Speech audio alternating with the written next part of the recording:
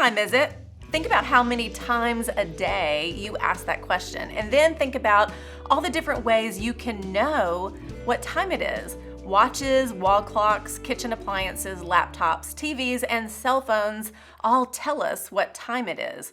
We check our phone on average close to 350 times a day.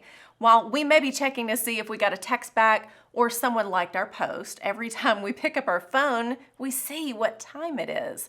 Because our days are lived by the clock and the calendar, it matters what time it is.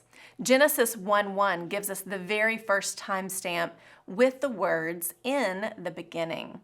God cares about time. He gave us a spinning earth and sun to measure it.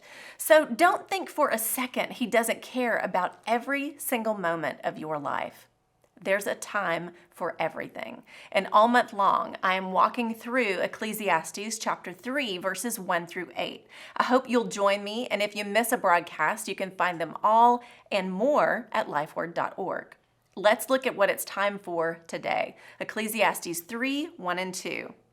There is a time for everything, and a season for every activity under the heavens, a time to be born and a time to die, a time to plant and a time to uproot.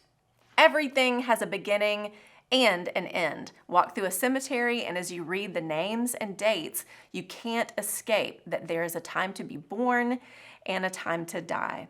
You have a birthday, and you will have a moment and day you take your last breath. King Solomon, writing this, is contemplating those bookends of life. How are we living each day? Are we making the most of our moments? God set seasons in place for the farmer as well as for us. This life we live and the fruit or bounty of it is found in the days and chapters between the bookends. Understanding who holds it all matters. Solomon's dad, King David, understood this well. Psalm 139:15. My frame was not hidden from you when I was made in the secret place, when I was woven together in the depths of the earth.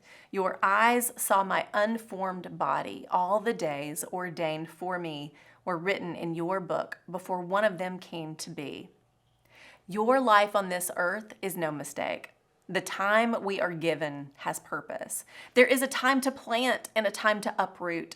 A farmer knows just when to plant corn seeds into the ground to get the best harvest. He knows once the growth cycle is done and the corn has been harvested, the dried stalks we maze our way through in the fall will eventually be cut down, roots dug up, and the ground prepared for a new planting.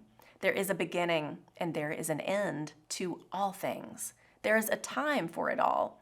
Often our perspective on this life and the chapters and events of it are viewed as untimely. But when we look at it through the lens that God holds our moments, our days, and our years, and has a divine plan for it all, that's when we can boldly live out each part of it, knowing it all was for such a time as this. Each chapter complete, and no page left unturned. And when lived for the creator of it all, it is lived with full purpose for His glory and for His time. That's the truth. I understand this life I live will one day, on this side of heaven, come to an end for me. I don't know when or where or how, but I know I'm ready. Jesus has my heart, and I have peace knowing He is writing my story. I'm Lori Klein.